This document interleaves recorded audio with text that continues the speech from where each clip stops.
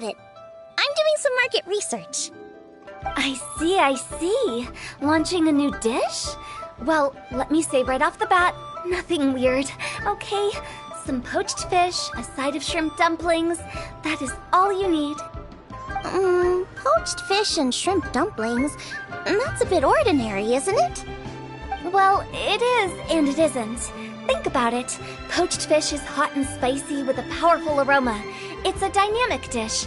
Add a side of shrimp dumplings, and there's your static component. Got it? Dynamic? Oh, I can do dynamic. Mushroom slime stew it.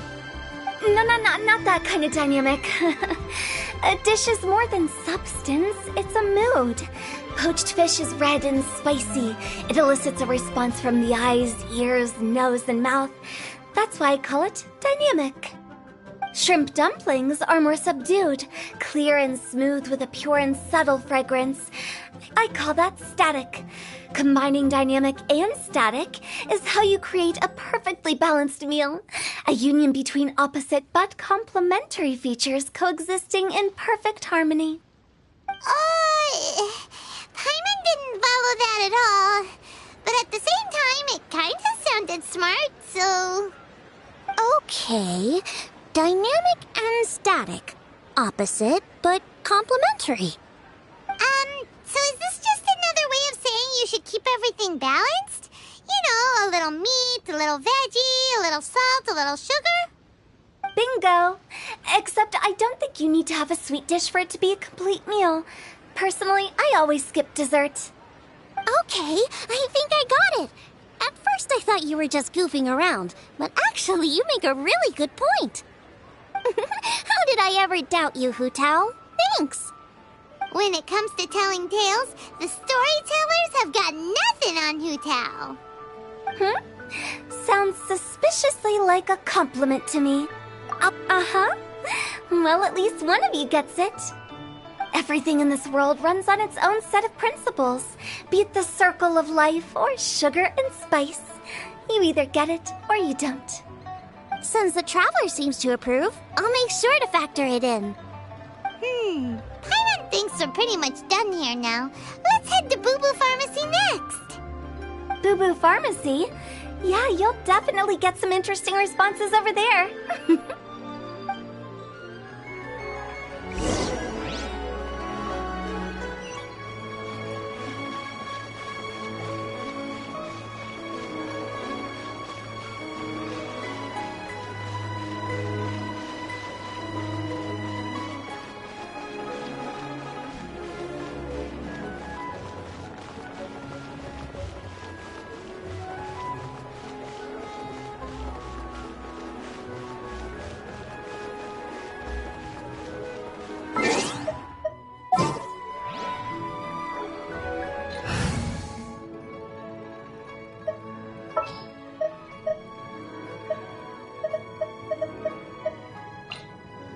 Just sharpen my spear.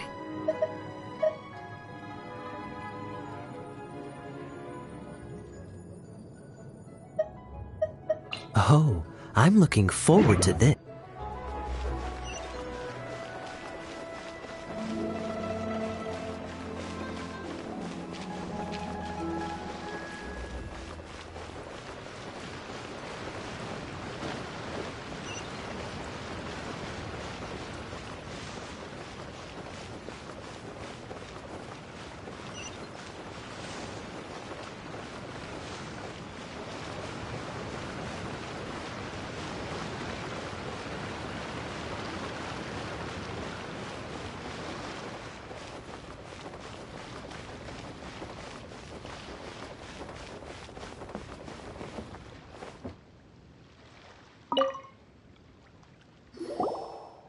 Oh, it's you. Is everything okay? Why, if it isn't the special guests who seldom visit. Less busy than usual, I see. Yikes! What happened to Baiju's voice? Excuse me? The neck. Oh, it's just Changsheng. Welcome, welcome. Here to procure an herbal remedy, I presume? No. We actually came for the conversation this time. We're here to talk food. I'm entering this year's cooking competition, so I wanted to ask you both. Oh, wait, there's 3 of you. I wanted to ask the 3 of you what kind of food you like. Most astutely self-corrected. We shall surely supply our assistance.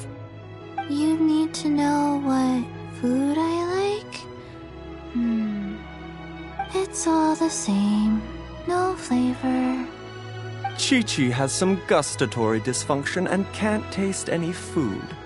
Make no mistake, she's not being uncooperative. Oh, I understand. That's fine. Still, I'd expect Chi-Chi to have some sort of dietary preferences, though. There must be some dishes that you like the sensation of. Sensation? Yes, there's one. Coconut milk. Nice and cold. Well, that doesn't help us. It's not a dish, it's a drink. How about you two? Any thoughts? I like bite-sized morsels of meat. I agree with Chang Sheng. Many of our patients are the elderly and young children. They find large chunks of fowl or seafood difficult to swallow and digest. Dishes where the ingredients have been finely chopped, on the other hand, are far more suitable for them. We also see plenty of people with colds and sore throats who find it difficult to eat rich food. From a purely pharmaceutical perspective, I tend to recommend soups and stews. Got it. Would that be medicinal soups and stews? Medicinal soup. I don't like it. I must apologize for having such a one-track mind. It's a little difficult to think about food without worrying about the health implications these days. We've had quite the endless stream of patients recently. If you ask me, I think the changing weather is to blame. That's okay. Everyone's input counts. Keeping it seasonal and suitable for all ages sounds like a pretty good idea to Paimon. Medicinal dishes have higher demands in terms of nutritional balance than the kind of food I normally cook. I don't usually focus on medicinal properties, but since this is for a competition, maybe I can score more points by taking both flavor and function into account. Food with substance. Always better. Everyone will like it. It's a great suggestion. Thanks, everyone. You're welcome. As long as we could help. It's great to have a doctor's unique perspective. I'm feeling inspired. Oh, how you flatter me. Receptivity to sensible suggestions make for a savvy chef. Oh, she is! Creating new dishes is Xiangling's favorite thing to do. You can be sure she'll put lots of care and attention into it. Everyone's got their hobbies, and mine is cooking. Usually I just go with my own ideas, but having a whole new perspective this time is sure to make a big difference to the end result.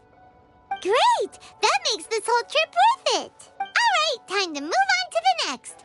So we've got an independent thinker's perspective and a health perspective. Next, Paimon thinks we should probably talk to some picky eaters.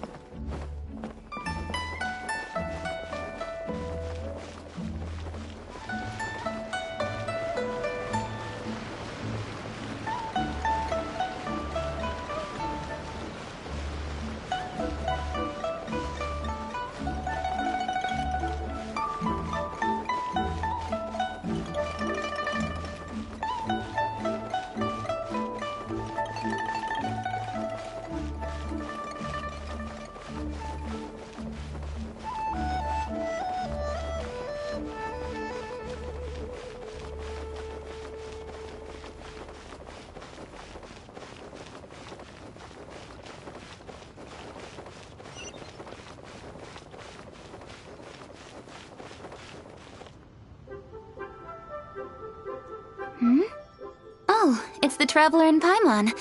And Xiangling. Greetings, friends. It's been a while. Hey, what brings you here? Has something happened? What's with this great big stone on the ground? Long story. So, just to confirm, I will assume responsibility for handling this stone of unknown origin. Any objections? None here.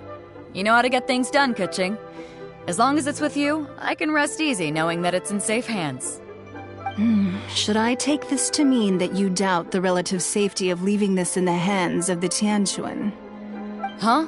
Well, for starters, Kuching is the one who's always out running errands, rain or shine. Besides, you don't seem to give a wooden more about this whole thing anyway, so what's it to you? I was merely joking. You mean what? By no means. You wish to know about the stone, I presume. Then let me invite the great seafarer Captain Beto to tell the story, if she would be so kind. You... Fine. Well, it's a big one, right? And such a smooth surface, too. Makes you think there's gotta be a good chunk of jade in there. It was found by a fishing crew, not far off the coast. It must have been underwater for years, so the erosion will be what's given it that smooth finish. Finds like this cannot be kept as private property, and must be submitted to a holder of public office. Placing it into our custody will also give them peace of mind. So, what's inside it? Well, we've hit it with just about every weapon we could get our hands on and haven't managed to even dent it yet. Clearly there's more to it than meets the eye. No weapon could smash it open. Wow. Paimon doesn't think we've ever encountered a stone like that before. Kuching has taken an unusually keen interest in this giant stone, which is why we are leaving the matter in her capable hands. Let's put that aside for a second. Traveler, what brings you here? Were you looking for someone? Actually, we were looking for all of you. We need all hands on deck here. Oh? Hopefully not because there's been some sort of cataclysmic event. No, nothing like that. Paimon's just getting carried away. I just wanted to ask everyone about their food preferences. Food preferences?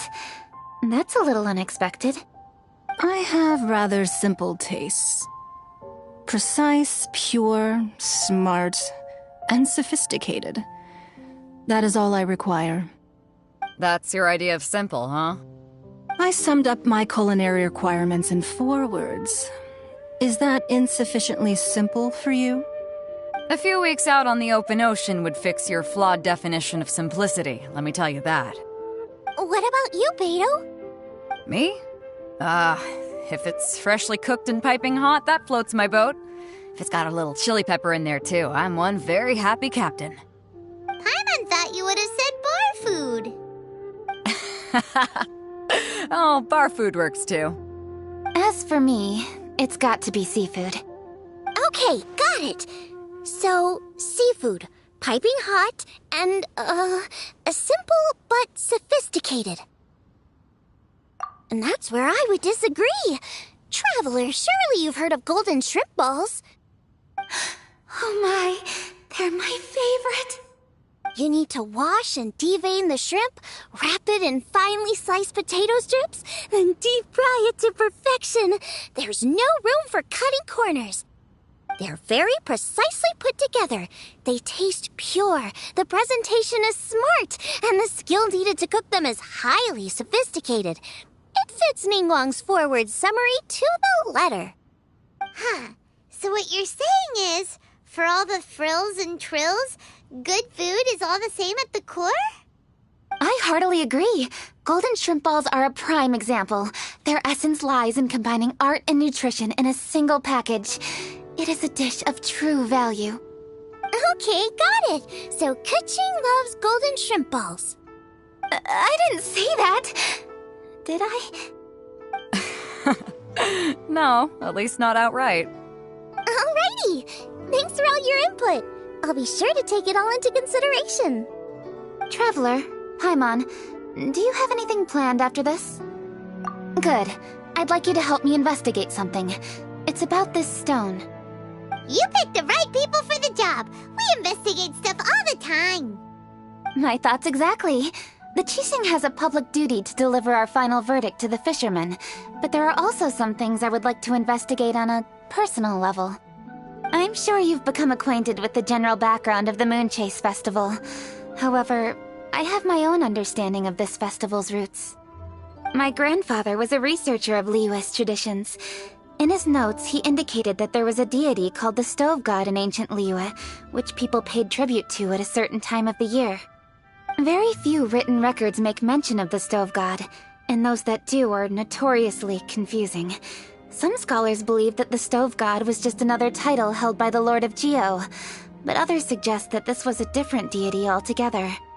One folktale even claims that the ancients found the Stove God's shrine, but there was no statue, only a huge, smooth slab of stone. Shortly after it was found, the stone was lost in transit, and it hasn't been seen since. This stone here has all the same features, so I suspect it could be the one that went missing all those years ago. After many years of researching ancient texts, my grandfather came to believe that the practice of paying seasonal tribute to the Stove God may be best described as a festival. He called it the Stove God Festival. That would make it the forerunner to the Moonchaser Festival we know today.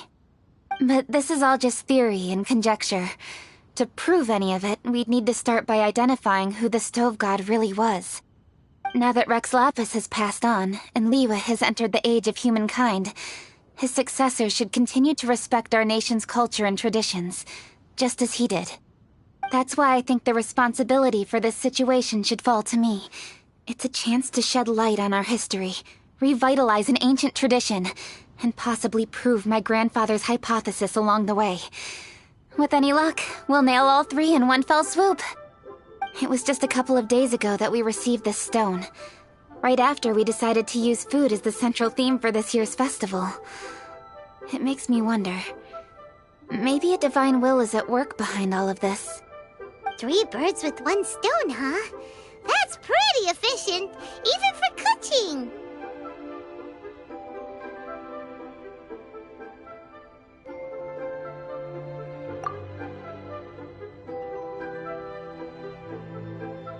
Hey, don't worry about that.